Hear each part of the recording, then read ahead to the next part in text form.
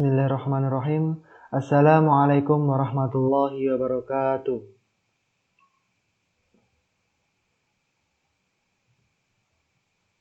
Sebelum kita memulai pembelajaran kita kali ini, kita awali dulu dengan bacaan basmalah bersama-sama. Bismillahirrahmanirrahim.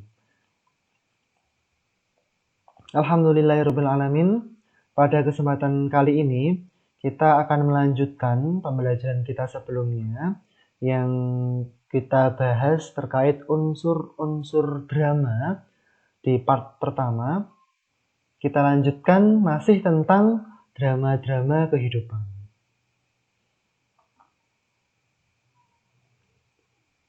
Kali ini kita akan fokus pada indikator pencapaian kompetensi, yaitu menganalisis kaidah penulisan teks drama, dilanjutkan menulis naskah drama, hingga nanti bisa mementaskan naskah drama. Sebelum kita lanjut, kita simak dulu cuplikan pementasan drama berikut ini. Maimun, kapan kau mempunyai seorang ayah? Gunarto, Kami tidak mempunyai seorang ayah, Bu. Kapan kami mempunyai seorang ayah? Gunarto, apa katamu? Kami tidak mempunyai seorang ayah. Kalau kami mempunyai seorang ayah, kenapa kami harus hidup sengsara seperti ini? Jadi budak orang. Saat aku berumur 8 tahun, aku dan ibu hampir saja terjun ke dalam lautan. Untung saja ibu cepat sadar. Dan kalau kami mempunyai seorang ayah, kenapa aku harus menjadi budak orang saat aku berumur 10 tahun? Kami tidak mempunyai seorang ayah. Kami besar dalam kesengsaraan. Tidak ada kebahagiaan dalam hati ini.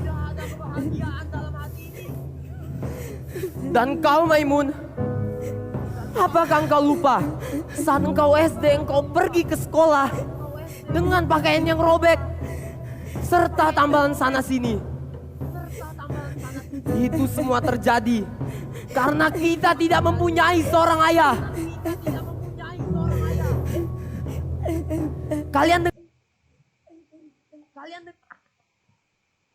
Nah, ini adalah contoh pementasan drama dengan judul naskah drama Ayahku Pulang, karya Usmar Ismail.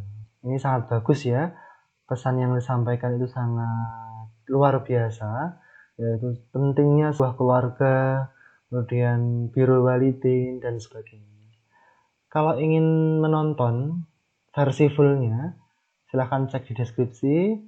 Silahkan nanti kalian bisa tonton full setelah menyimak pembelajaran kita kali ini.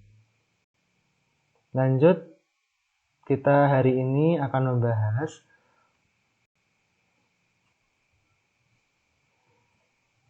yang pertama, yaitu menelaah struktur dan kaidah kebahasaan teks drama.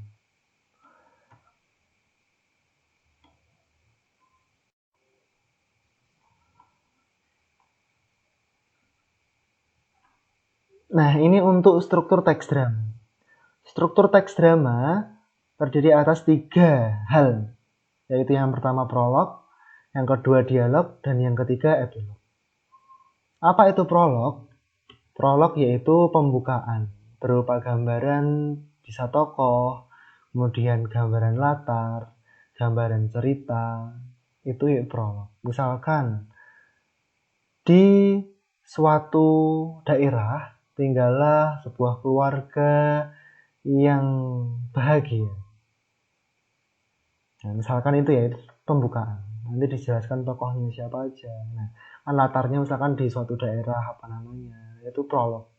Kemudian masuk, kalau sudah masuk, tokohnya masuk, sudah memerankan, itu masuk ke dialog. Dialog ini terdiri atas 3 hal, yaitu orientasi, komplikasi, dan resolusi. Orientasi adalah pengenalan ya, sudah sering kita pelajari, yaitu awal cerita. Kemudian Lanjut ke komplikasi, sudah mulai muncul masalah atau konflik hingga mencapai klimaksnya, puncak masalah. Kemudian diakhiri dengan resolusi. Nah, ini dari klimaks kemudian sampai akhir cerita, sampai penyelesaian. Itu masuk ke dalam dialog. Kemudian diakhiri dengan epilog. Epilog itu apa? Epilog yaitu penutup cerita. Nah, di sini menyampaikan intisari atau maksud cerita. Itu untuk struktur teks drama. Kita lanjutkan. Nah, sebelum kita lanjutkan, di sini silahkan bisa cek contoh teks drama di buku paket halaman 215 sampai 218.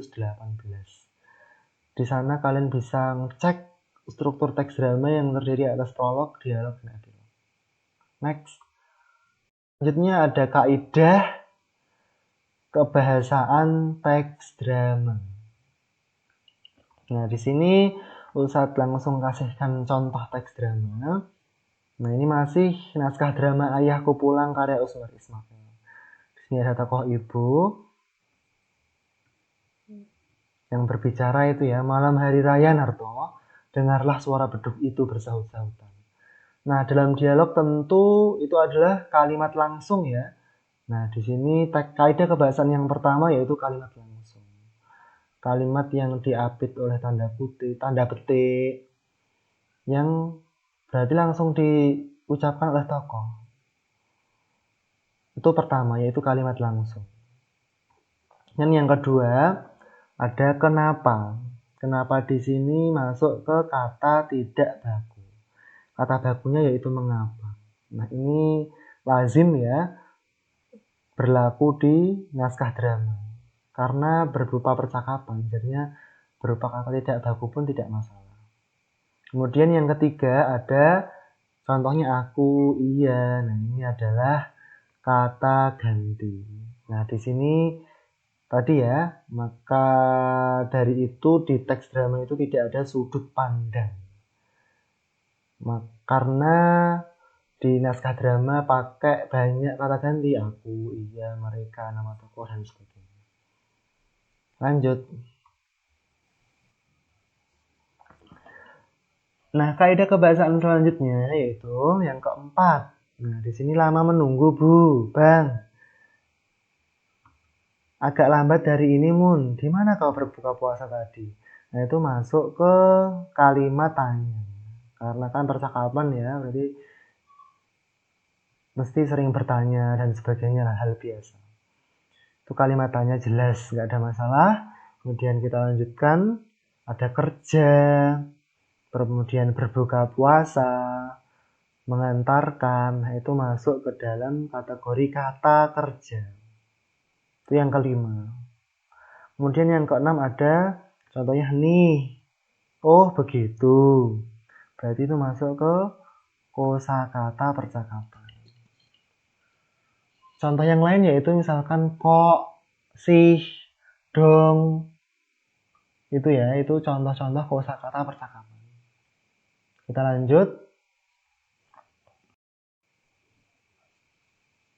Selanjutnya yaitu ada di sini contohnya besar, mewah. Nah, ini berarti masuk ke kata sifat. Ini yang kaidah kebahasaan ke-7. Jelas? Kita lanjut kaidah kebahasaan yang ke-8. Nah, ini ada kemudian. Kemudian di sini sudah sering kita gunakan ya, yaitu masuk ke konjungsi temporal atau waktu. Contoh yang lain misalkan ketika, saat, semenjak, sejak, dan sebagainya. Pokoknya berkaitan dengan waktu. Kita lanjut, masih ada 2 lagi kaidah kebahasaan teks drama. Nah, yang ke-9 apa?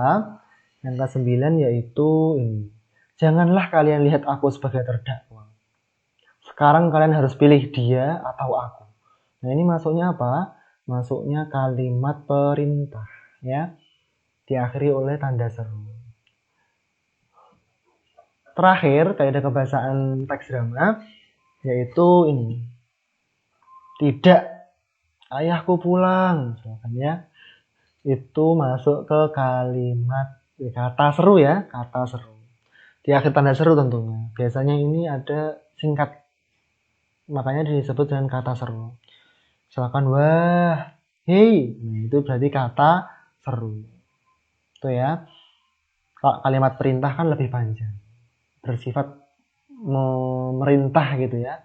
Kalimat kata seru itu lebih ke ekspresi. Itu untuk kaidah kebahasaan teks drama. Silahkan kalau ada yang belum jelas nanti bisa ditanyakan. Kita lanjutkan di slide berikutnya. Nah, selanjutnya yaitu menulis naskah drama. Setelah kita paham bagaimana struktur, kemudian kaidah kebahasaan, tentunya akan memudahkan kita dalam menulis naskah drama. Bagaimana langkah-langkahnya? Nah, ini langkah-langkahnya ya, yaitu langkah menulis naskah drama. Yang pertama, jelas menentukan topik atau tema. Ini selalu menjadi yang pertama ya. Kita mau memilih tentang apa. Misalkan memilih tentang tema yang masih sedang booming saat ini. Misalkan tentang COVID-19. Atau misalkan Ramadan. Tentang kehidupan pondok. Itu yang kemudian kita kembangkan menjadi sebuah cerita yang menarik. Kemudian yang kedua, menentukan tokoh beserta karakternya. Jelas ya, tokoh-tokoh yang ada di dalamnya siapa saja, kemudian karakternya bagaimana, yang mendukung cerita kita. Selanjutnya yaitu membuat kerangka alur yang menarik. Sebelum kita menulis, kita lebih baik membuat kerangka alur, bagaimana orientasinya, kemudian masalah yang muncul, sampai klimaksnya nanti apa, penyelesaiannya bagaimana, endingnya apakah happy ending, sad ending, dan sebagainya.